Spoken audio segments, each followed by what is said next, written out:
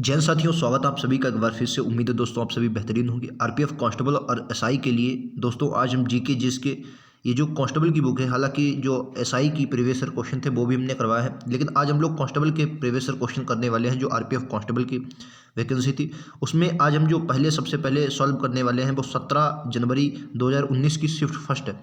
और इसमें लगभग 4 से 5 शिफ्ट के हम जीएस के सिर्फ क्वेश्चन देखेंगे। किसमें?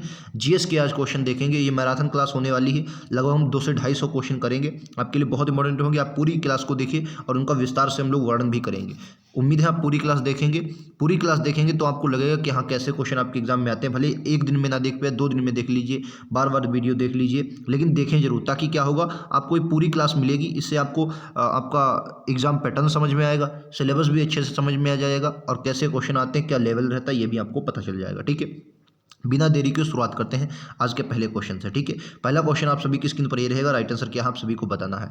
पहला क्वेश्चन कह रहा है कि निम्नलिखित में से कौन सा सबसे कम भूक्षेत्र वाला महाद्वीप है? तो सबसे कम भूक्षेत्र वाला कौन हो जाएगा? ऑस्ट्रेलिया। और एशिया सर्वाधिक अगर पूछा जाता तो एशिया हो जाएगा सर्वाधिक। ठीक है, तो विस्तार से हम लोग चर्चा भी करते चलेंगे। क्षेत्रफल की दृष्टि से सबसे छोटा महाद्वीप ऑस्ट्रेलिया है और सबसे बड़ा कौन सा हो जाएगा? एशिया। अगर महाद्वीपों का अवरोही क्रम यानी कि सबसे बड़ा तो एशिया है, दूसरे नंबर पर आपका अफ्रीका आता है और जनसंख्या में भी दूसरे नंबर पर अफ्रीका है, फिर उत्तरी अमेरिका है, फिर दक्षिणी अमेरिका, ये आपका क्षेत्रफल में है, फिर अंटार्कटिका है, फिर यूरोप है और ऑस्ट्रेलिया है। ठीक है, अच्छा उसके बाद ये आपका मतलब जनसंख्या के आधार पर देख लिया अवरोही क्रम। जनसंख्या सबसे ज़्यादा एशिया की है, उसके बाद अफ्रीका की है जनसंख्या, तीसरे नंबर पर यूरोप आता है, चौथे नंबर पर उत्तरी अमेरिका आता है, फिर दक्षिणी अमेरिका, फिर ऑस्ट्रेलिया। क्लियर है? चलिए क्वेश्चन नंबर 2 देखते हैं। क्वेश्चन नंबर 2 क्या कह रहा है? क्वेश्चन नंबर 2 कह रहा है कि भाषा और अभिव्यक्ति की स्वतंत्रता मौलिक अधिकार के अंतर्गत रखी गई। तो यानी कि बोलने का अधिकार, ये आपकी कैसी स्वतंत्रता है? तो ये कैसी स्वतंत्रता है ना, तो मतलब स्वतंत्रता का अधिकार है ये आपकी, मतलब बोलने की अधिकार है, मतलब स्वतंत्रता है। यानी कि अनुच्छेद 19 से आप 22 के देखते होंगे तो ये क्या है? स्वतंत्रता का अधिकार है। ठीक है, वाक एवं अभिव्यक्ति की स्वतंत्रता अनुच्छेद 19 आता है। ठीक है, तो राइट आंसर क्या हो जाएगा? ऑप्शन नंबर सी हो जाएगा, जिसके तहत आप देख सकते हैं कि भाषण और अभिव्यक्ति की स्वतंत्रता संविधान के अनुच्छेद 19 के तहत आज़ादी के अंतर्गत लाते हैं। अनुच्छेद 14 से 18 समानता का अधिकार है, 25 से 28 धार्मिक स्वतंत्रता का अधिकार है, अनुच्छेद 32 संवैधानिक उपचारों का अधिकार है, और मैंने 19 से 22 क्या बताया? बोलने का अधिकार, यानी कि बोलने का अधिकार आप जो है स्वतंत्रता का अधिकार जो आपका कहाँ पर है? 19 से 23 में। नेक्स्ट क्वेश्चन पर चलेंगे। अगला क्वेश्चन आपकी स्क्रीन पर ये रहा। क्वेश्चन कह रहा है निम्नलिखित में से कौन सा मंदिर कामुक रचना के लिए प्रसिद्ध है? कामुक रचना के लिए प्रसिद्ध है कौन सा मंदिर? तो राइट आंसर क्या हो जाएगा? आपको याद रखना है, तो कामुक रचना के लिए खजुराहो मंदिर हो जाएगा। ठीक है, खजुराहो मंदिर हो जाएगा। आइए इसके बारे में जानकारी लेते हैं। नागर शैली से निर्मित खजुराहो का मंदिर अपने कामुक चित्रों का विश्व प्रसिद्ध है। यह मध्य प्रदेश में छतरपुर जिले में स्थित है। इस मंदिर में चंदेल वंश के शासकों ने बनवाया था। इंपॉर्टेंट है, किस वंश के शासकों ने बनवाया था? चंदेल वंश के शासकों ने बनवाया था। भारतीय स्थापत्य कला का महत्वपूर्ण नमूना है। तो हमें 3 बातें पता चली। पहला, खजुराहो मंदिर किस शैली में बना है? नागर शैली में बना है। और दूसरा, चंदेल शासकों ने बनवाया था, छतरपुर मध्य प्रदेश में स्थित है। अगला क्वेश्चन ये लीजिए आपकी स्क्रीन पर। साइंस का क्वेश्चन है, कह रहा है यदि तरल माध्यम में केवल पानी है तो मिश्रित को कहा जाता है। ये तरल माध्यम में केवल पानी है तो मिश्रण जो होगा वो क्या होगा? तो मिश्रण आपको संपार्श्विक मिश्रण होगा। क्या होगा? संपार्श्विक मिश्रण होता है, याद रखेंगे। देखिए पढ़ते हैं, आइए। कह रहा है संपार्श्विक या समांगी मिश्रण ऐसे मिश्रण के किसी भी भाग का संगठन उसके किसी भी दूसरे भाग के संगठन के समान होता है और जिसके अवयवी कणों को अलग अलग नहीं देखा जा सकता, जिसे जल में नमक का विलयन, मतलब अलग अलग कणों को नहीं देखा जा सकता है। अब विषमांगी मिश्रण क्या होता है? विषमांगी मिश्रण ऐसे मिश्रण जो होते हैं जो विभिन्न विभिन्न भागों का संगठन एक दूसरे से भिन्न होता है, जिनके अवयवी कणों को अलग अलग देखा जा सकता है, जैसे पानी में तेल का मिश्रण। मतलब जो मिश्रण एक में हो जाए वो आपका क्या? समांगी हो जाएगा। जैसे जल में अगर नमक जैसे घुलनशील हो जाता है, और विषमांगी मिश्रण अघुलनशील होते हैं। नेक्स्ट क्वेश्चन पर चलते हैं। अगला क्वेश्चन कह रहा है कि भारत का अधिकांश भाग किस मिट्टी का बना हुआ है? तो भारत में सबसे ज़्यादा जलोढ़ मिट्टी आती है। भारत में अधिकांश जलोढ़ मिट्टी पाई जाती है, अत्यंत उपजाऊ है। इस जलोढ़ मिट्टी में कछारी मिट्टी भी कहा जाता है। यह भारत के लगभग 43% भाग पर पाई जाती है। यह मिट्टी सतलज, गंगा, यमुना, घाघरा, गंडक, ब्रह्मपुत्र आदि सहायक नदियों द्वारा लाई जाती है। इस मिट्टी में कंकड़ नहीं पाए जाते हैं और इसीलिए कृषि की दृष्टि से उपजाऊ, क्योंकि इसमें कंकड़ पाए नहीं जाते हैं, नदियाँ बहाकर लाती हैं, काप इसमें होती है, तो ये आपके कृषि के लिए बहुत इंपॉर्टेंट होती है। ठीक है, नेक्स्ट क्वेश्चन पर चलते हैं। क्वेश्चन नंबर 2 बताइए, मतलब क्वेश्चन नंबर 6 बताइए, राइट आंसर क्या होगा? निम्नलिखित में से कौन सा विकल्प कबड्डी खेल से संबंधित है? अगर मैंने आपको जो सिलेबस बताया है जीएस का, मतलब जीएस में हमने स्ट्रेटजी बताई है, वो वीडियो अगर आपने नहीं देखा ज़रूर देखें। उसमें मैंने आपको बताया था ये कि जो आपके ये खेल से रिलेटेड आए हैं इस प्रकार के क्वेश्चन बहुत है, तो याद रखेंगे। जो आपका KEFI हो जाएगा ये आपका कबड्डी से संबंधित हो जाएगा। ठीक है, कबड्डी से संबंधित हो जाएगा। बाकी फीफा आपको फुटबॉल से पता ही होगा। AKFI का पूर्ण रूप amateur kabaddi federation of India है, जो कबड्डी खेल से संबंधित नियामक संस्था है। इसकी स्थापना 1973 में हुई थी। इसका मुख्यालय जयपुर में है। यद्यपि फीफा का संबंध फुटबॉल से है और BCCI क्रिकेट से संबंधित। आपको पता होगा BCCI क्रिकेट से, फीफा फुटबॉल से, ठीक है। तो AKFI याद रखना किससे संबंधित है, कबड्डी से संबंधित। नेक्स्ट क्वेश्चन चलते हैं। क्वेश्चन क्या कह रहा है, भारतीय राष्ट्रीय कांग्रेस की स्थापना कब हुई थी? तो भारतीय राष्ट्रीय कांग्रेस की स्थापना 1925 में हुई थी, याद रखें, सॉरी 1985 में हुई थी। इसका पहले नाम भारतीय राष्ट्रीय संघ था। दादा भाई नौरोजी के कहने पर इसमें भारतीय राष्ट्रीय कांग्रेस कर दिया गया था। आपको याद रखना 28 दिसंबर 1925 को इसकी स्थापना एओ ह्यूम, दादा भाई नौरोजी आदि के सदस्य शामिल थे। वेमस चंद्र वंदे जी प्रथम अधिवेशन की अध्यक्षता की थी। कांग्रेस में प्रांतों में 72 प्रतिनिधियों ने भाग लिया था। पहले सत्र में सभी प्रांतों से कितने, 72 प्रतिनिधियों ने भाग लिया था। नेक्स्ट क्वेश्चन पर चलते हैं। अगला क्वेश्चन कह रहा है, निम्नलिखित में से एक आणविक अखंड है। तो आणविक की बात करते हैं, राइट आंसर क्या होगा, आर्गन। दोस्तों आर्गन एक रासायनिक तत्व है। इसका प्रतीक Ar और परमाणु संख्या कितनी होती है, 18। यह एक निष्क्रिय गैस है, कैसी है, निष्क्रिय, जो आणविक रूप से अखंड है। पृथ्वी पर वायुमंडल में नाइट्रोजन और ऑक्सीजन के बाद आर्गन 0.93%, यानी कि तीसरी सबसे ज्यादा गैस आर्गन है, याद रखेंगे। नेक्स्ट क्वेश्चन पे चलते हैं। अगला क्वेश्चन आपकी स्क्रीन पर ये रहा। क्वेश्चन क्या कह ध्यान से पढ़िएगा। इनमें लिखित में से कौन सा अंडमान और निकोबार द्वीप समूह को अलग करता है? तो याद रखेंगे अंडमान निकोबार द्वीप समूह को 10 डिग्री चैनल ये अलग करता है। मालदीव और मिनकॉय को 8 डिग्री चैनल, ठीक है, मालदीव और मिनकॉय को 8 डिग्री चैनल अलग करता है, याद रखेंगे। चलिए पढ़ते हैं इसके बारे में। 10 डिग्री चैनल जलसंधि जो है अंडमान निकोबार द्वीप समूह छोटे अंडमान को कार निकोबार से अलग करती है। यहाँ पर इसमें देखो अंडमान को निकोबार से, या अंडमान का जो सबसे बाहरी मतलब बाद वाला हिस्सा है उसे छोटा अंडमान बोलते हैं, और जो निकोबार का सबसे ऊपरी हिस्सा है उसे हम लोग कार निकोबार बोलते हैं। तो इनके बीच भी 10 डिग्री चैनल आपका आ जाएगा। 8 डिग्री चैनल लक्षद्वीप और मालदीव के बीच है, जबकि भारत और श्रीलंका में पाक, जो लक्षद्वीप का शहर है मिनकॉय, मिनकॉय किसका है, मिनकॉय का जो एक मतलब एक स्थान है लक्षद्वीप का मिनकॉय, मिनकॉय और मालदीव के बीच 8 डिग्री चैनल स्थित है। ज़्यादातर ये पूछा जाता है, लक्षद्वीप नहीं पूछा जाता, ज़्यादातर मिनकॉय पूछा जाता है, ठीक है, याद रखेंगे। और भारत और श्रीलंका के बीच पाक जलमंड है। नेक्स्ट पे चलते हैं। अगला क्वेश्चन दोस्तों कह रहा है कि क्षय रोग या टीबी के कारण होता है, किसके कारण होता है? तो आपको पता होगा बैक्टीरियल के कारण होता है। क्षय रोग या टीबी एक गंभीर संक्रामक और बैक्टीरिया से होने वाली बीमारी है जो मुख्य रूप से फेफड़ों को प्रभावित करती है। आमतौर पर माइक्रोबैक्टीरियम ट्यूबरक्लोसिस बैक्टीरिया के कारण होता है, या संक्रमित व्यक्ति के खांसने या छींकने से फैलता है। दातव्य विश्व में 6 दिवस, ये बहुत इंपॉर्टेंट है, टीबी दिवस कब मनाया जाता है? 24 मार्च को मनाया जाता है, याद रखेंगे 24 मार्च को टीबी दिवस मनाया जाता है, ठीक है। नेक्स्ट क्वेश्चन पे चलते हैं। अगला क्वेश्चन आपकी स्क्रीन पर ये रहा कि घर्षण के कारण एक दूसरे के संपर्क में दो सतहों की सापेक्ष गति क्या कहलाती है? अगर देखो घर्षण के कारण एक दूसरों के बीच में मतलब जो सापेक्ष गति होती है उसे क्या कहता है? मतलब फिर से समझिए, घर्षण के कारण एक दूसरे के संपर्क में दो सतहों की सापेक्ष गति शामिल हो रही होती है, कोई परिणाम नहीं होता है, या बढ़ता है या घर्षण होता है। तो राइट आंसर क्या होगा? इसमें संघर्ष होता है। घर्षण के कारण एक दूसरे के संपर्क में दो सतहों के सापेक्ष गति संघर्ष है। घर्षण एक बल है जो दो तलों के बीच सापेक्षिक स्पर्शी गति विरोध करता है। घर्षण दो प्रकार के होते हैं, स्थैतिक घर्षण और गतिज घर्षण, याद रखेंगे, ठीक है। नेक्स्ट पर चलते हैं। आपसे कोलोरी झील पूछा, कोलोरी झील के त्रिकोण में पाई जाती है। कोलोरी झील आपको पता है ये आंध्र प्रदेश में पाई जाती है। तो गंगा महानदी तो वहाँ पर होगी नहीं, गोदावरी कृष्णा के बीच पाई जाएगी। गोदावरी कृष्णा यही होगा right answer, option number B, ठीक है। गोदावरी और कृष्णा के बीच पाई जाती है, याद रखेंगे, गोदावरी और कृष्णा के बीच पाई जाती है।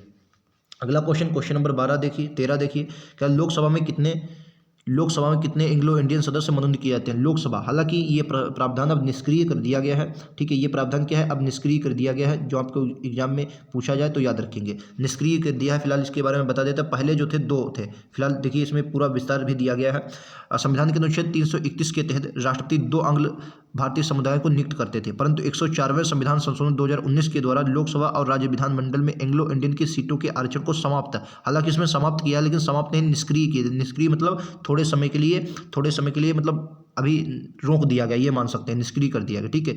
अनुसूचित जाति और अनुसूचित जनजाति वर्गों की सीटों का आरक्षण अगले 10 साल तक के लिए बढ़ा भी दिया गया था। 104वां संविधान संशोधन, याद रखना, आंग्ल भारतीयों के जो उनका मनोनयन था उससे संबंधित है, यानी कि उनको निष्क्रिय कर दिया गया है। 2 वैसे लोकसभा में अनुच्छेद 331 के तहत मनोनीत किए जाते थे, ठीक है। अगला क्वेश्चन आपकी स्क्रीन पर ये रहा, राइट आंसर क्या आपको बताना है कि यदि किसी व्यक्ति को दोनों संसद भवनों के लिए चुना जाता है तो उस व्यक्ति को घर के वांछित हाल में देश भीतर काम करने के बारे में सूचित किया जाना चाहिए। मतलब फिर से समझिए कि किसी व्यक्ति को दोनों संसद भवन के लिए चुना जाता है तो उस व्यक्ति को घर के वांछित हाल में देश के भीतर काम करने के बारे में सूचित, मतलब ये है कि आपको ये सूचित करना पड़ेगा कि आप किस में काम करना चाहते हैं, मतलब दोनों भवनों में आप मनोनीत किए गए, तो आपको याद रखना है अनुच्छेद कह रहा हूँ, ऑप्शन नंबर बी हो जाएगा 10 दिन। क्या है पूरा मामला पढ़ते हैं। जनप्रतिनिधि अधिनियम 1951 की धारा 68(1) में एवं संविधान के अनुच्छेद 101 के क्लास 1 के अनुसार यदि कोई व्यक्ति दोनों सदनों में चुना जाता है तो उस व्यक्ति को सदन में वांछित हाल में 10 दिन के भीतर काम करने के बारे में सूचित किया जाना चाहिए। मतलब आप 10 दिन के अंदर आपको बताना होगा कि आप कौन से भवन में कार्य करना चाहेंगे। ठीक है, तो राइट आंसर क्या होगा, बी होगा। आप देख सकते हैं कई क्वेश्चन ऐसे आते हैं जिनका लेवल अच्छा हो सकता है। कोशिका के नाभिक का आविष्कार किसने किया, तो कोशिका के नाभिक का आविष्कार रॉबर्ट ब्राउन ने किया था। कोशिका के नाभिक की खोज वनस्पति शास्त्री थे, इनका नाम था रॉबर्ट ब्राउन, इन्होंने किया था। और रॉबर्ट हुक ने 1665 में कोशिका, अलेक्जेंडर फ्लेमिंग ने पेंसिलिन और एंथोनी वान ने ल्यूवेनहॉक, बहुत इंपॉर्टेंट है, बैक्टीरिया की भी खोज की थी। प्रोटिस्ट एवं बैक्टीरिया की खोज की थी, याद रखें, ल्यूवेनहॉक ने बैक्टीरिया की खोज की थी, इंपॉर्टेंट है। क्वेश्चन कह रहा है कि अशोक स्तंभ सिंह कहाँ है, तो आपको पता होना अशोक का स्तंभ ये कहाँ से, सारनाथ में है। ठीक है, अशोक स्तंभ कहाँ, सारनाथ है। अशोक स्तंभ वाराणसी यानी कि सारनाथ में स्थित है। अशोक स्तंभ का निर्माण अशोक ने लगभग 250 ईसा पूर्व में करवाया था। इसमें 4 शेरों चारों दिशाओं में मुँह करके खड़े हुए हैं और भारत का राष्ट्रीय प्रतीक भी है, चक्र, धर्म चक्र का प्रतीक है। ठीक है, तो राइट आंसर क्या होगा, सारनाथ। नेक्स्ट पर चलते हैं। क्वेश्चन अगला कह रहा है निम्नलिखित में से कौन सी एक लकड़ी लुगदी पर रासायनिक प्रतिक्रियाओं द्वारा बनाया गया फाइबर है, लुगदी पर। तो इस क्वेश्चन का राइट आंसर क्या हो जाएगा, विकल्प उत्तर डी होगा, रेयान राइट आंसर होगा। आइए इसके बारे में पढ़ते हैं। रेयान जो है वो पुनर्जीवित सेल्यूलोज से निर्मित एक तंतु होता है। इसका कोई उत्पाद प्राकृतिक रूप से मिलने वाले बहुलकों से किया जाता है।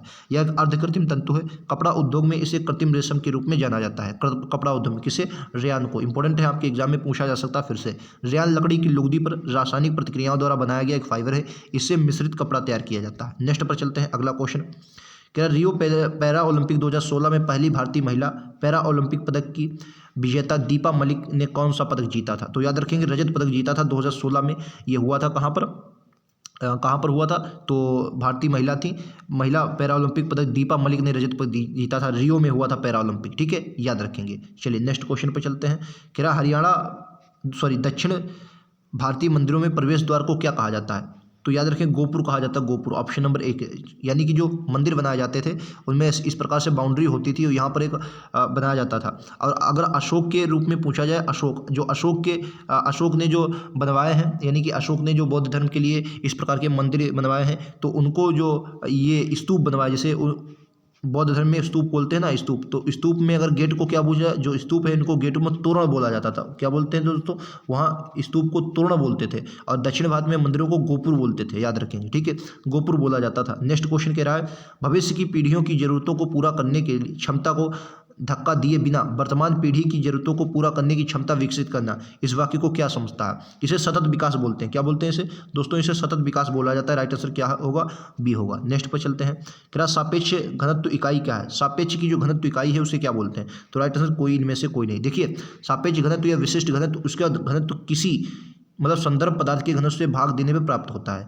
प्रायः दूसरे पदार्थों का घनत्व जल के घनत्व के सापेक्ष व्यक्त किया जाता है। सापेक्ष घनत्व इकाई रहित है, मतलब इसकी कोई मात्रा नहीं है। घनत्व का एसआई मात्रक जो होता है वो किलोग्राम प्रति मीटर क्यूब होता है, याद रखेंगे। तो राइट आंसर क्या होगा, कोई नहीं होता सापेक्ष घनत्व, और ये कई बार एग्जाम में पूछा गया क्वेश्चन है, याद रखेंगे। अगला क्वेश्चन कह रहा है निम्नलिखित में से दिल्ली के लोकप्रिय सुल्तान ने अलाई दरवाजा का निर्माण करवाया था, तो अलाउद्दीन खिलजी हो जाएगा, याद रखेंगे। अलाउद्दीन खिलजी की अगर बारे में बात करते हैं तो 1311 में लाल बलुआ पत्थर से ये सामग्री निर्मित थी, 1311 में इसने बनवाया था, याद रखेंगे। ठीक है, और खिलजी वंश का शासनकाल अगर पूछा जाए तो 1290 से 1320 तक रहा था और ये दूसरा शासक था। ठीक है, चलिए नेक्स्ट पर चलते हैं। बर्फ का गलनांक आपसे पूछा गया है, राइट आंसर क्या होगा बताएंगे, बर्फ का गलनांक कितना होता है। वेरी इंपॉर्टेंट क्वेश्चन, 3 ऑप्शन आपको 4 ऑप्शन दिए हैं, बर्फ का गलनांक कितना होता है बताएंगे, बर्फ गलना। और ये साइंस के ऐसे क्वेश्चन आपको एग्जाम में जरूर देखने को मिलेंगे, 273.15 के। ठीक है, याद रखेंगे। राइट आंसर क्या होगा, ऑप्शन नंबर ए इस क्वेश्चन का राइट आंसर होगा। नेक्स्ट पर चलते हैं, अगला क्वेश्चन ये रिपीट भी हुआ, बर्फ का गलनांक आपसे पूछा गया है, राइट आंसर क्या है, ए है। नेक्स्ट पर चलते हैं। निम्नलिखित में से कौन सा दुनिया का सबसे बड़ा झरना है, तो आपको पता होगा एंजल जलप्रपात, आप झरना मतलब जलप्रपात हो जाएगा, एंजल जलप्रपात पढ़ा होगा, ये वेनेजुएला में देखने को मिलता है। और नदी भी पूछी जाए तो याद रखें ओरिनोको की सहायक केरोआ नदी।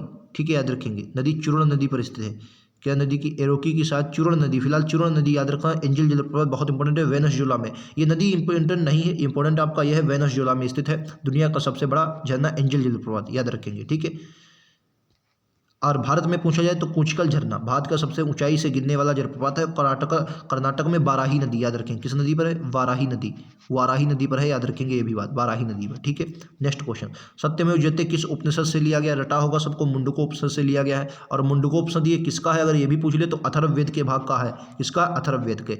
भाई कई बार एग्जाम में ये भी पूछ लिया जाता है ये मुंडकोपनिषद किसका भाग है, तो क्या बोलेंगे, अथर्ववेद का है। ये भी बहुत कम लोगों को पता होता है, तो याद रखेंगे अथर्ववेद का है। ठीक है, नेक्स्ट पर चलते हैं। कह रहा ओलंपिक पदक विजेता सुशील कुमार किस खेल से संबंधित है, आप सभी को पता हो कुश्ती से संबंधित है। और 2012 में लंदन में रजत पदक जीता था, 2009 में राजीव गांधी खेल रत्न पुरस्कार, जिसका वर्तमान में नाम बदलकर मेजर ध्यानचंद रत्न पुरस्कार कर दिया है, 2009 में इनको ये भी प्राप्त हुआ, याद रखें, कुश्ती से संबंधित है। नेक्स्ट पर चलते हैं, नर्मदा नदी किस स्थान से निकलती है, तो सभी को पता होगा अमरकंटक से नर्मदा एक और नदी निकलती है जिसका नाम क्या है, सोन नदी है। अमरकंटक की पहाड़ियों से ये निकलती है। और नर्मदा नदी कहाँ गिरती है, अरब सागर में गिरती है। और किसके किसके, तो ये जो विंध्य और सतपुड़ा के मध्य बहती है, याद रखेंगे, विंध्य और सतपुड़ा के मध्य बहती है। ठीक है, याद रखेंगे। चलिए, और भारत की 5वीं सबसे बड़ी नदी है, ये भी बात याद रखना है। नेक्स्ट पर चलते हैं, निम्नलिखित में से कौन सा शहर दुनिया की लौह और इस्पात राजधानी के रूप में जाना जाता है, राइट आंसर क्या होगा, पिट्सबर्ग के रूप में जानते हैं इसे। ये अमेरिका में स्थित है, पिट्सबर्ग जो है इसे दुनिया की लौह राजधानी के रूप में जाना जाता है। कुछ उपनाम जैसे मॉस्को ये रूस की राजधानी हो जाएगी, ओंटारियो अमेरिका प्रांत है, और लंदन ये ब्रिटेन की राजधानी हो जाएगी। नेक्स्ट पर चलते हैं, भारत की किस नदी पर सबसे ऊंचा झरना पाया जाता है, अभी मैंने बताया कुंचिकल जलप्रपात, ये शरावती नदी पर है। अभी वाराही नदी बताया था, वो लगभग उसी से संबंधित है।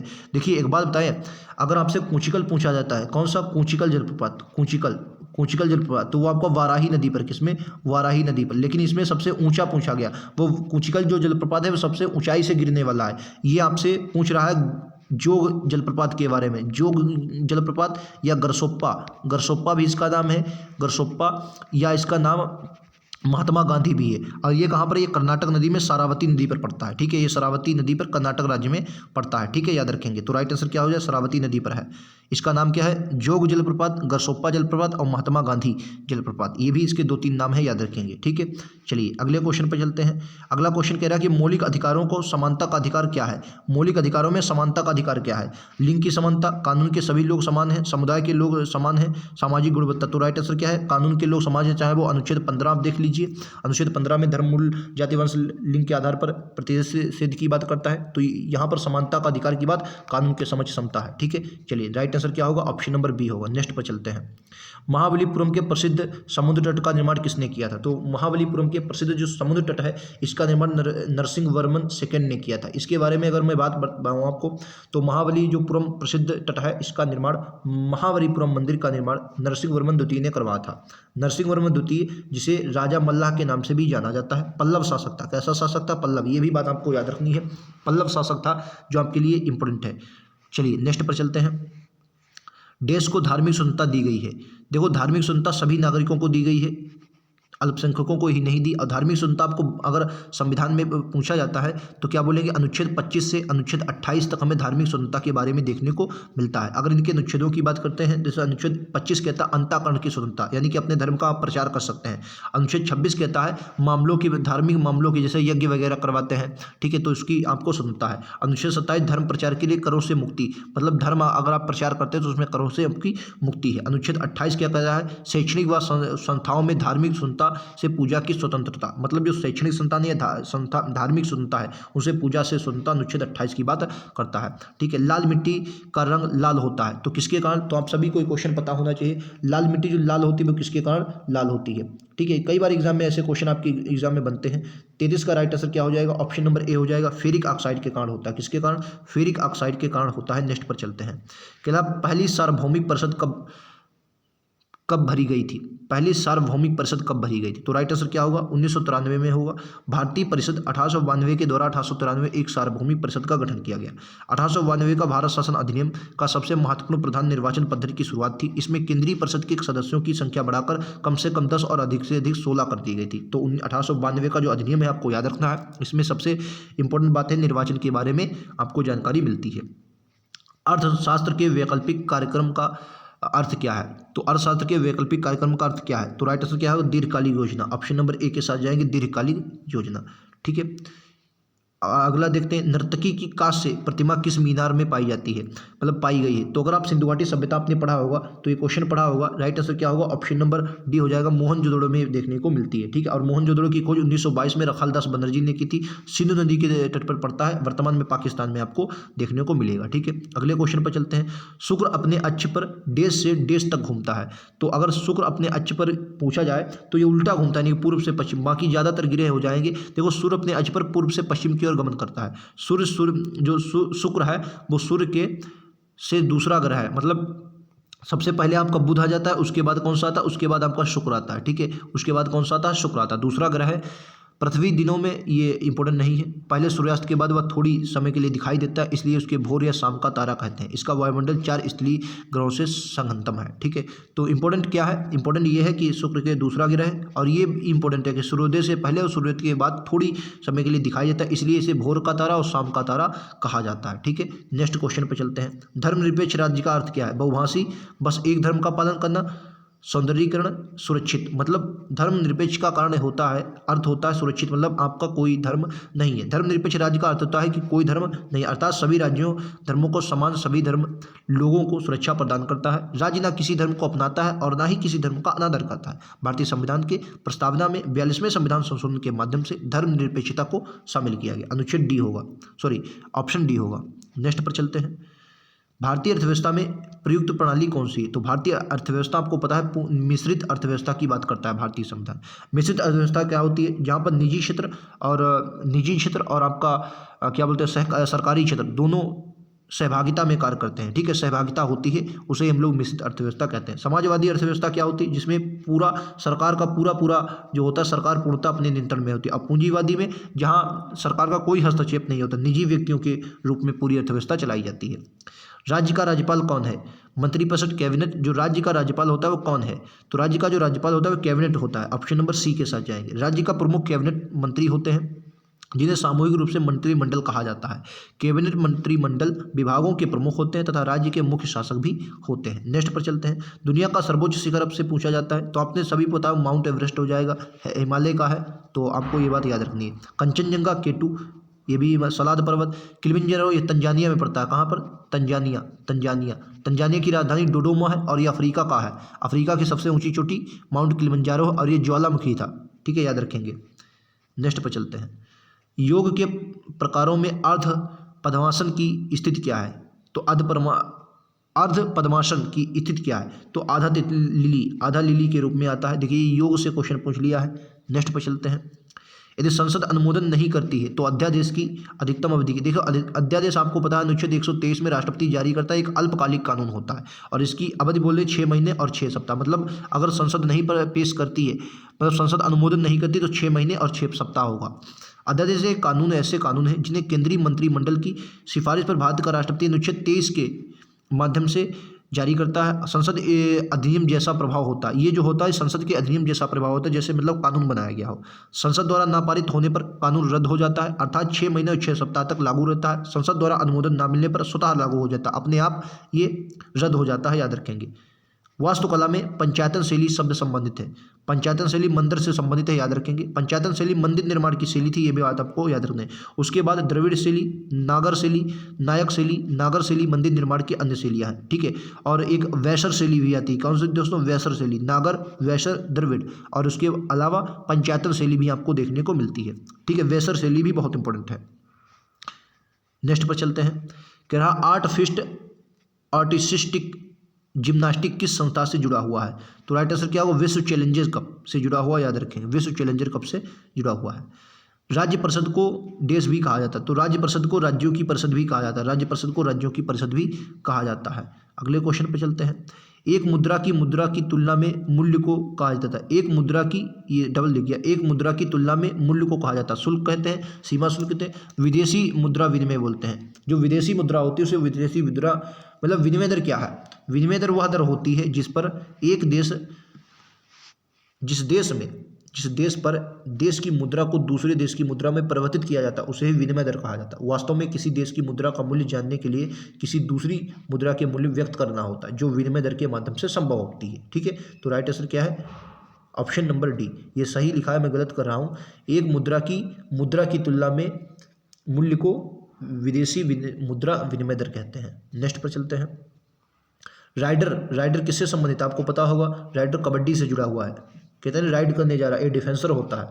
जिस प्रकार क्रिकेट में बल्ला और गेंदबाज होते हैं, उसी प्रकार कबड्डी में दो प्रमुख खिलाड़ी होते हैं, एक राइडर होता है जिसे राइडर बोलते हैं, एक डिफेंडर होता है। ठीक है, नेक्स्ट पर चलते हैं। खजुराहो में कंदरिया महादेव मंदिर भगवान शंकर को संबंधित है, याद रखें। खजुराहो में जो मंदिर है वो भगवान शंकर को संबंधित है। कंदरिया महादेव का मंदिर है जो भगवान शिव को समर्पित है। मंदिर का निर्माण राजा धंगदेव चंदेल, बहुत इंपॉर्टेंट है, चंदेल शासक राजा धंगदेव चंदेल ने करवाया था। ये इंपॉर्टेंट है, जो आपके एग्जाम में पूछ लिया जाएगा। धंगदेव ने करवाया था, याद रखेंगे, इंपॉर्टेंट है, जो आपके एग्जाम में पूछा जाएगा। अगला देखते हैं। वित्तीय सहायता द्वारा नियंत्रित की जाती है। वित्तीय सहायता किसके द्वारा? तो रिजर्व बैंक के द्वारा नियंत्रित की जाती है। रिजर्व बैंक की बात करते हैं, केंद्रीय बैंक है, आपको पता होगा। स्थापना की बात करते हैं तो 1 अप्रैल 1935 को स्थापना हुई थी। ठीक है, आरबीआई का मुख्य कार्य क्या होता है? मौद्रिक वित्तीय नियंत्रण करना, जो मुद्रा का आया और कितना गया उसका नियंत्रण करना ही इसका कार्य होता है। इसे बैंकों का बैंक भी कहा जाता है, आपको पता है। शाख नियंत्रण करते हैं, जैसे सीआर हो गया, एसएलआर हो गया, इन सबको नियंत्रण कौन करता है? शाख का नियंत्रण भी ये करता है। ठीक है, चलिए नेक्स्ट पर चलते हैं।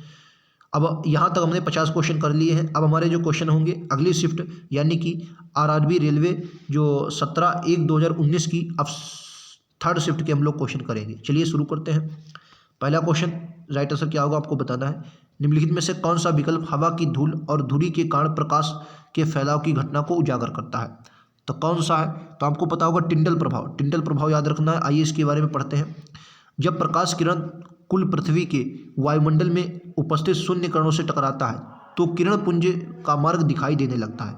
इसे टिंडल प्रभाव कहा जाता है। उदाहरण जंगल में कुहासे में जल सूक्ष्म बूंदों द्वारा प्रकाश का प्रकीर्णन होता है, इसे टिंडल प्रभाव कहा जाता है। नेक्स्ट क्वेश्चन कहते हैं, निम्नलिखित में से किस समिति ने चालू अर्थव्यवस्था समिति कहा जाता है? किस समिति को चालू अर्थव्यवस्था समिति कहा जाता है? तो अनुमानित जो समिति होती है उसे चालू अर्थव्यवस्था समिति कहा जाता है। कहने का मतलब एक अनुमान लगाया जाता है, तो अनुमान चालू समय पर लगाया जाता है। चालू अर्थव्यवस्था समिति संसद के माध्यम से सरकार द्वारा प्राप्त किए गए धन के व्ययों के अनुमान की जांच पड़ताल करती है या स्थायी मितव्ययता समिति के रूप में कार्य करती है। इसे अनुमानित समिति भी कहा जाता है, मतलब एक अनुमान लगाती है चालू वर्षों के लिए। बैडमिंटन खेल निम्नलिखित में से किस शब्द से संबंधित है? तो बैडमिंटन खेल की बात करते हैं, किस शब्द, जो बैडमिंटन किस, जो इनमें से कौन सा शब्द बैडमिंटन से संबंधित? तो आपको पता है ड्रॉप डालना। ठीक है, गुगली आपको पता है क्रिकेट से संबंधित है। नेक्स्ट क्वेश्चन, राष्ट्रपति राज्य मानवाधिकार आयोग के सदस्यों को किसकी सिफारिश पर हटा सकता है? तो इसमें कुछ गड़बड़ दिया गया है, आइए विस्तार से इसकी पढ़ते हैं। राष्ट्रपति राज्य मानवाधिकार के सदस्यों को राज्यपाल की सिफारिश पर हटा सकता है। राज्य मानवाधिकार आयोग के अध्यक्ष एवं अन्य सदस्यों की नियुक्ति राज्यपाल द्वारा एक विशेष समिति की सिफारिश पर की जाती है।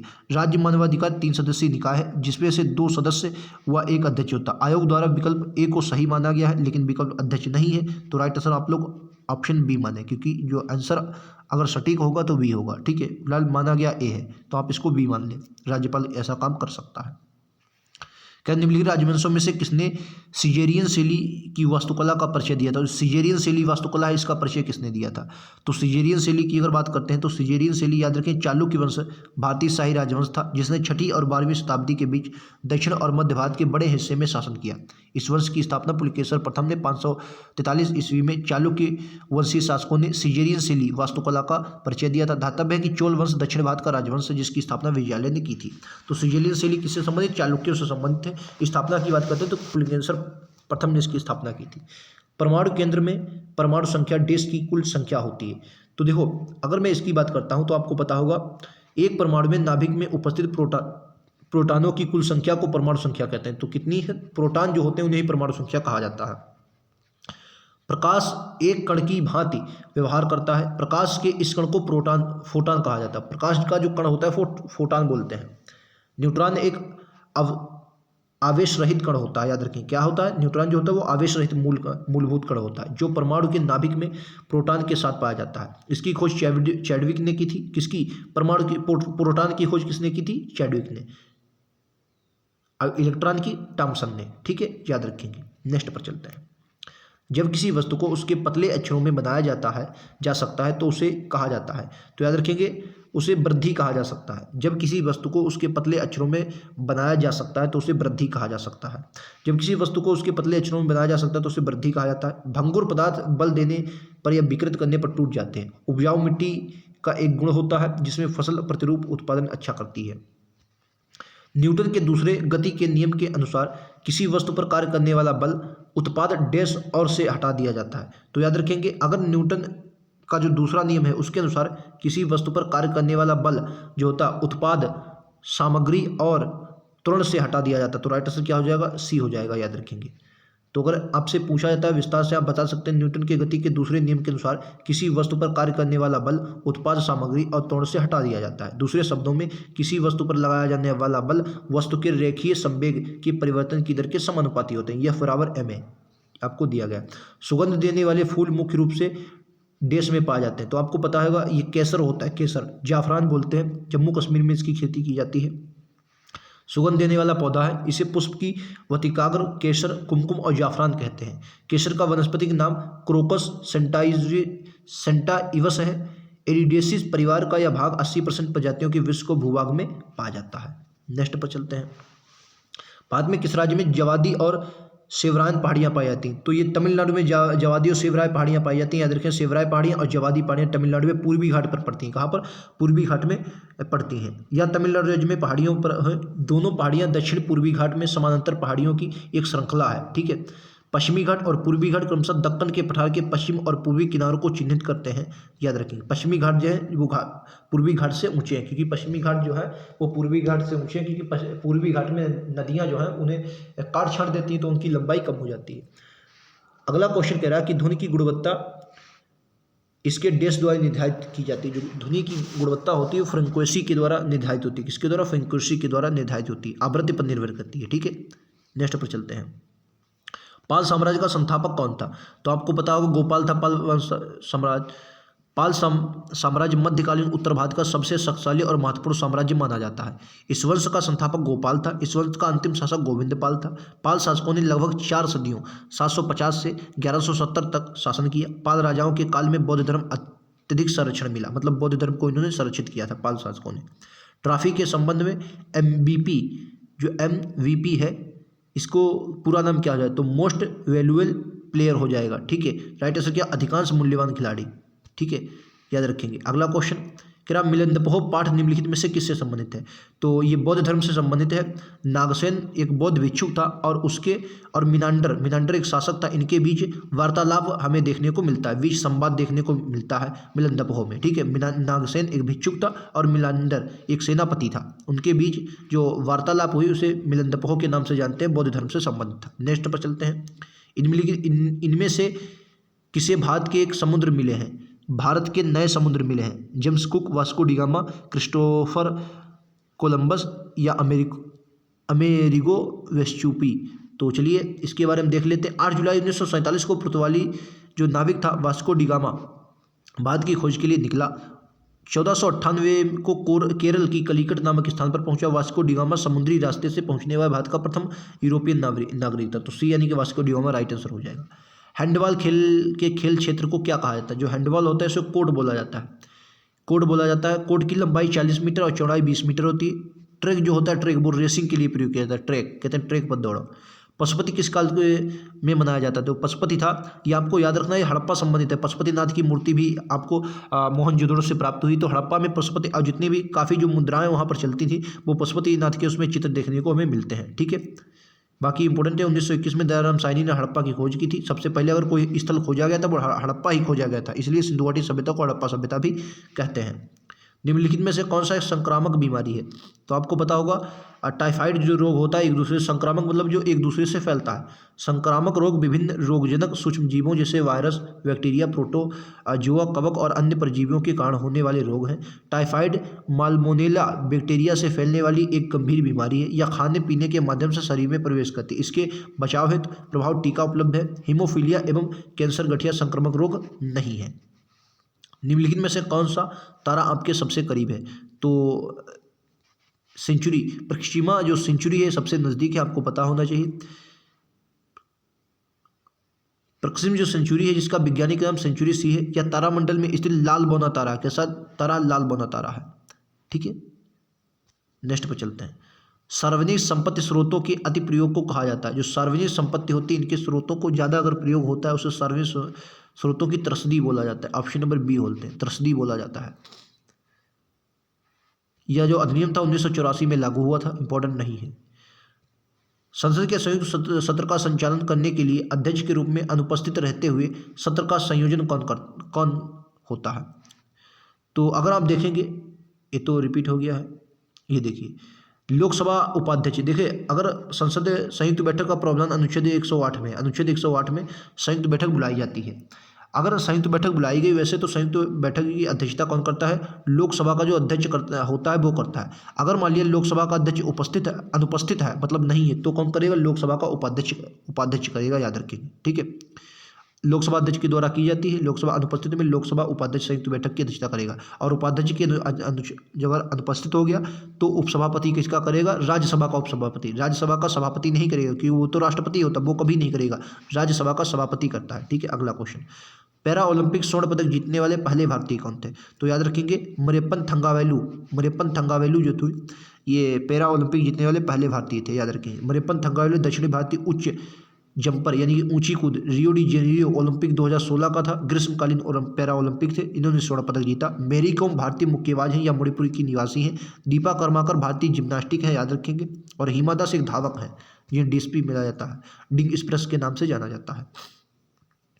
कोशिका के विभाजन में जनन कोशिकाओं की तैयारी के लिए एक मूल कोशिका को डैश में विभाजित किया जाता है। जो कोशिका होते हैं ये क्या होते हैं? दो समान के रूप में विभाजित कर देते हैं। कोशिका विभाजन में जन कोशिकाओं की जो जन कोशिकाएं होती हैं उनकी तैयारी के लिए एक मूल कोशिका को दो समान कोशिकाओं में विभाजित किया जाता है।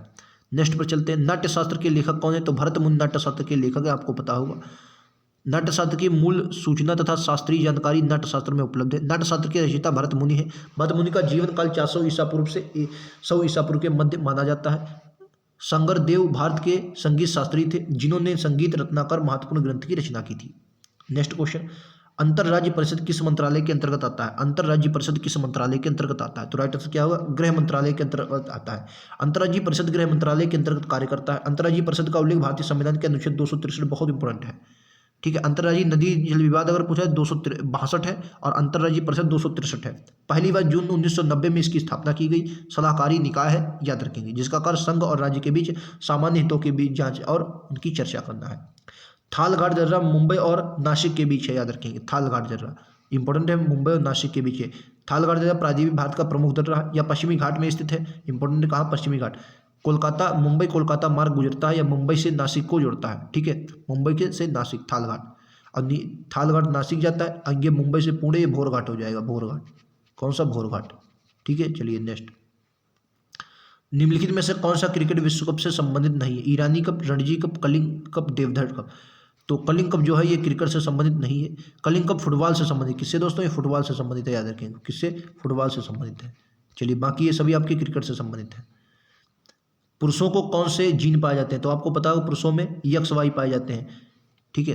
देखो महिलाओं में 2 X गुणसूत्र पाए जाते हैं। महिलाओं में जो होते हैं वो XX होते हैं, जबकि पुरुषों में एक X होता है और एक XY होते हैं। एक सामान्य मनुष्य में 46 गुणसूत्र यानी कि 23 जोड़ी गुणसूत्र होते हैं। गुणसूत्रों को मानव में आनुवांशिक गुणों का वाहक माना जाता है। इसमें 22 जोड़े होते हैं जिन्हें अलिंग गुणसूत्र यानी कि जो समान दोनों में होते हैं, ठीक है, वो होते हैं अलिंग गुणसूत्र। 22 जोड़े जो होते हैं वो अलिंग गुणसूत्र के रूप में पाया जाता है, या दोनों लिंगों के समान रूप से उपस्थित होते हैं। 22 जो होते हैं वो समान रूप से उपस्थित होते हैं, और 2 होते हैं महिलाओं में XX और पुरुषों में XY। ये क्या होते हैं? ये अलग होते हैं, और इसीलिए आगे वंश के रूप में अनुवांशिक गुण होते हैं ना। भारत, बेल्जियम और स्पेन में किस प्रकार के संघीय शासन का उपयोग किया गया? तो आप सभी को पता है संघीय रूप से प्रशासित विधि है। संघीय रूप से प्रशासित विधि है, राइट आंसर सी होगा। अगर इसके बारे में बात करते हैं, देखो संघीय शासन व्यवस्था से तात्पर्य उस शासन व्यवस्था से है जिसमें शक्ति का विभाजन केंद्र राज्यों के बीच होता है। यह जो व्यवस्था है वो केंद्रीकृत ना होकर संघवाद पर आधारित है। भारत की संघीय प्रणाली कनाडा से ली गई है। देखो भारत में शक्तियों का बंटवारा किया गया है, लेकिन कौन कौन सी शक्तियाँ आपको याद रखना है। जो न्यायपालिका है उसकी शक्तियाँ नहीं वितरित की गई हैं राज्यों केंद्र में, क्योंकि उसकी एक ही शक्ति है जो न्यायपालिका है। आप हाई कोर्ट में आपको न्याय नहीं मिलता, आप सुप्रीम कोर्ट जा सकते हैं, ठीक है। तो ये बात आपको याद रखनी है। नेक्स्ट पर चलते हैं। अगला क्वेश्चन क्या है? निम्नलिखित में से किस शासक ने पाटलिपुत्र की स्थापना की थी? तो सभी को पता है पाटलिपुत्र की स्थापना अजातशत्रु। ये दोस्तों इसमें कुछ गलत लिखा है, उसे पाटलिपुत्र की स्थापना तो उदयन ने की थी। पाटलिपुत्र एक प्राचीन शहर था जिसकी स्थापना 5वीं शताब्दी में मगध के राजा अजातशत्रु द्वारा की गई थी। इसके पुत्र उदयन से मगध की उदयन से मगध माफ़ी चाहूँगा, अजातशत्रु की स्थापना की थी। उदयन से राजधानी बनाया था और फिर कालाशोक ने इसे राजधानी से हटा दिया था। कालाशोक ने इसे राजधानी से हटा दिया था। ठीक है, तो अजातशत्रु याद रखेंगे, अजातशत्रु राइट है। उदयन ने क्या किया था, इसे राजधानी बनाया था, याद रखेंगे। भारत की आकस्मिक निधि की अनुच्छेद। आकस्मिक निधि क्या होता है दोस्तों, जहां पर सिर्फ राष्ट्रपति ही पैसा निकाल सकता है। आकस्मिक निधि याद रखें 267 में है, याद रखेंगे। संचित निधि होता है, आकस्मिक निधि होता है। तो 267 बहुत और 268 जो है वो संचित निधि से संबंधित है। आकस्मिक निधि से सिर्फ राष्ट्रपति पैसा निकाल सकता है। अनुच्छेद 263 केंद्र राज्यों के समन्वय। अभी हमने बात की अंतर्राज्यीय परिषद है। 200 में वित्त आयोग है और 266 में संचित निधि है। 266 में संचित निधि है और 267 में, मैंने माफी चाहेंगे 268 बोला, 268 में नहीं, 266 में संचित निधि, 267 में आकस्मिक निधि। नाइजर और जिम्बाब्वे निम्नलिखित में से किस महाद्वीप के थे? तो नाइजर और जिम्बाब्वे आपको पता होगा अफ्रीका में पाए जाते हैं। नाइजर और जिम्बाब्वे। नाइजर, इसकी राजधानी नियामी हो जाएगी। नाइजर की राजधानी नियामी हो जाएगी। और नाइजर नदी बहुत इंपॉर्टेंट है, पाम ऑयल तेल के लिए प्रसिद्ध है, पाम ऑयल के लिए नाइजर नदी। जिम्बाब्वे अफ्रीकी महाद्वीप का है। जिम्बाब्वे और लिम्पोपो के बीच एक इस तरह जाम्बेजी और लिम्पोपो नदियों के बीच स्थित एक स्थल विरुद्ध देश है। राज्य मानवाधिकार आयोग का अध्यक्ष कौन होता है? तो राइट आंसर क्या होगा, बी। उच्च न्यायालय के सेवानिवृत्त जो मुख्य न्यायाधीश होते हैं वो राज्य मानवाधिकार आयोग के अध्यक्ष होते हैं। नेक्स्ट पर चलते हैं। उच्च न्यायालय के सेवानिवृत्त मुख्य न्यायाधीश को सामान्यतः राज्य मानवाधिकार आयोग का अध्यक्ष नियुक्त किया जाता है। राज्य मानवाधिकार आयोग अध्यक्ष की नियुक्ति मुख्यमंत्री की अध्यक्षता व गठित एवं समिति जिसमें विधानसभा अध्यक्ष, गृह मंत्री, विधानसभा का विपक्षी दल का नेता, इसकी अनुशंसा पर राज्यपाल द्वारा की जाती है। निम्नलिखित में से कौन सा अंतिम मौर्य राजा था? तो अंतिम मौर्य राजा दोस्तों अगर पूछा तो बृहद्रथ था, याद रखेंगे। बृहद्रथ मौर्य साम्राज्य का अंतिम शासक था। इसकी जो हत्या की थी इसके सेनापति पुष्यमित्र शुंग ने की थी। इंपॉर्टेंट है, याद रखेंगे। निम्नलिखित में से कौन सा एक नदी बंदरगाह है? तो राइट आंसर क्या होगा, कोलकाता एक नदी बंदरगाह है। भारत में 13 प्रमुख बंदरगाह हैं और 205 छोटे बंदरगाह। पश्चिमी तट पर जैसे मुंबई, कांडला वगैरह पाए जाते हैं, कोचीन है बंदरगाह। पूर्वी तट पर चेन्नई हो गया, तूतीकोरिन, पारादीप, कोलकाता आदि बंदरगाह स्थित हैं। मुंबई सबसे बड़ा प्राकृतिक बंदरगाह, जबकि कोलकाता एक नदी बंदरगाह है, नदी का। किस राज्य में मधुबनी चित्रकला बहुत फेमस है? बिहार की है। ठीक है, मधुबनी चित्रकला बहुत फेमस है, बिहार की, याद रखेंगे। बिहार की मधुबनी है। मिथिलांचल संस्कृति को दिखाया जाता है इसमें।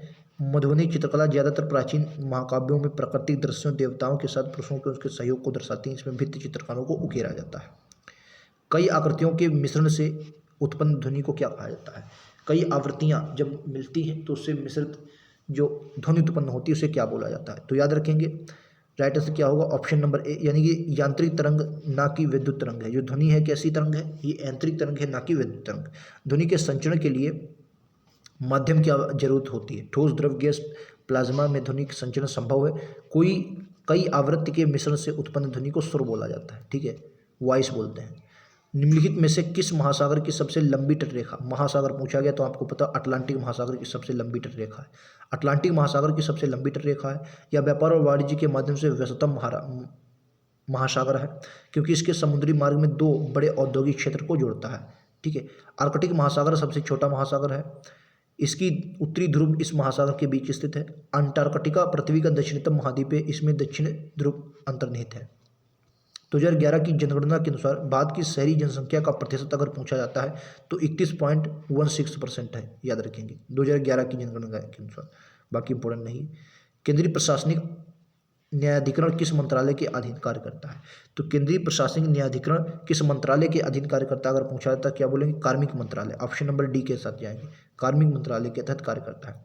संविधान के अनुच्छेद 323 ए के तहत संसद के वर्ष 1985 में प्रशासनिक अधिकरण अधिनियम पारित किया।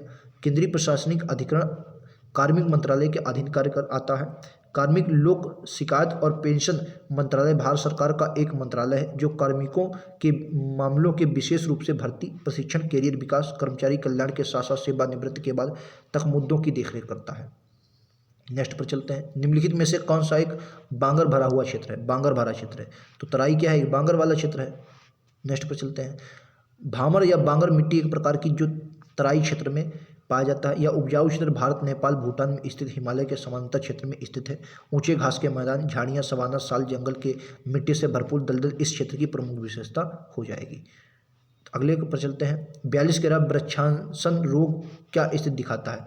अगर वृक्षासन रोग में क्या स्थिति दिखता है, तो आपको पता है पेड़, वृक्षासन वृक्ष है तो जाहिर सी ये रोग किसमें, पेड़ों में होगा। वृक्षासन पेड़ के समान खड़े होने वाला योगासन होता है। मतलब ये क्या है, योग बताया गया है, ठीक है। वृक्षासन योग जो है वो क्या है, ये पेड़ की तरह दिखता है, याद रखेंगे। डोलू कुनिथा एक प्रसिद्ध लोक संगीत है, डोलू कुनिथा।